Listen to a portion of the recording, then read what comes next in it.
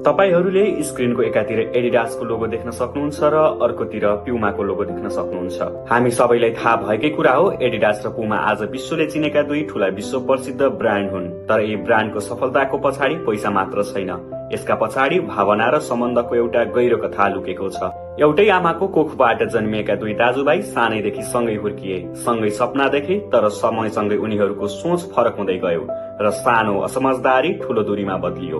यही दूरीले दुई फरक बाटो बनायो, जसबाट आज एडिडास र पुमा जन्मिए। अहिले यी दुवै एकअर्काका ठूला प्रतिस्पर्धी भए। कुनै समयमा यी दुई दाजुभाइ थिए भन्ने कुरा यी लोगोहरू बोल्दैनन्।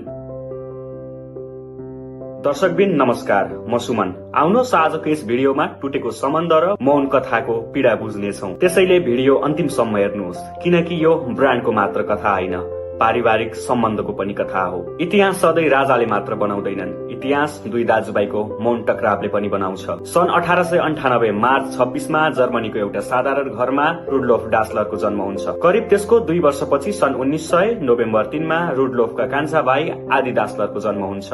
आदि डासलर शान्त स्वभावका थिए, धेरै बोल्दैनथे, काममा मात्रै ध्यान दिन्थे। जुत्ता बनाउनु उनको रुचि थियो। रुडलफ भने चनाखो र आत्मविश्वासी थिए। उनलाई मान्छेसँग कुरा गर्न र व्यापार गर्न आउँदथ्यो। स्वभाव फरक भए पनि दुई दाजुभाइको सपना एउटै थियो। पहिलो विश्वयुद्धपछि जर्मनीको अर्थतन्त्र निकै कमजोर भयो। बेरोजगारी र आर्थिक अवस्थाका कारण त्यही कठिन समयमा आदिले जुत्ता बनाउने काम सुरु गरे।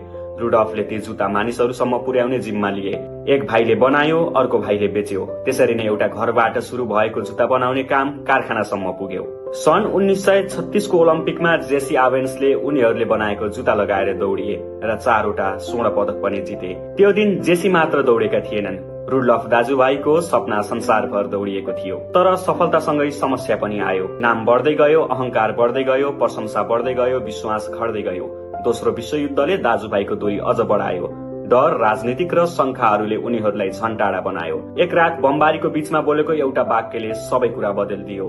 आखिर त्यो बमबारीको दौरान दाजुभाइको सम्बन्ध नै सकिने के भएको थियो, आउनुहोस् छोटकरीमा बुझौं। दोस्रो विश्वयुद्धको समयमा जर्मनीमा बारम्बार हवाई बमबारी हुन्थ्यो।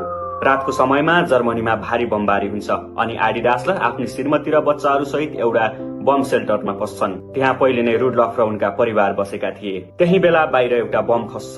डर र तनावको बीच आदिले अचानक भनिदिन्छन्।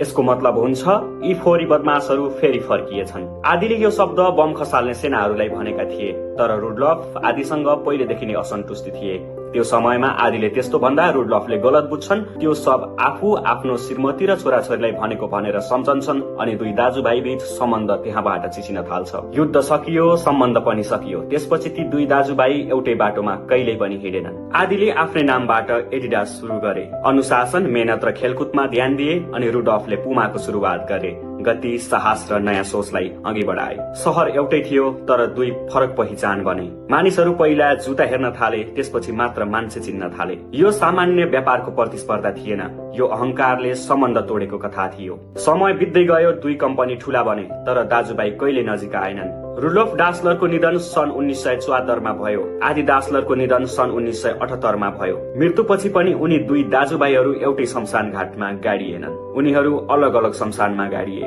त्यो गाडिनुको कारण थियो दुई दाजुभाइ बीचको अहंकार। आजको दिनमा एडिडास विश्व खेलकुद ब्रान्डको ठूलो नाम बनेको छ।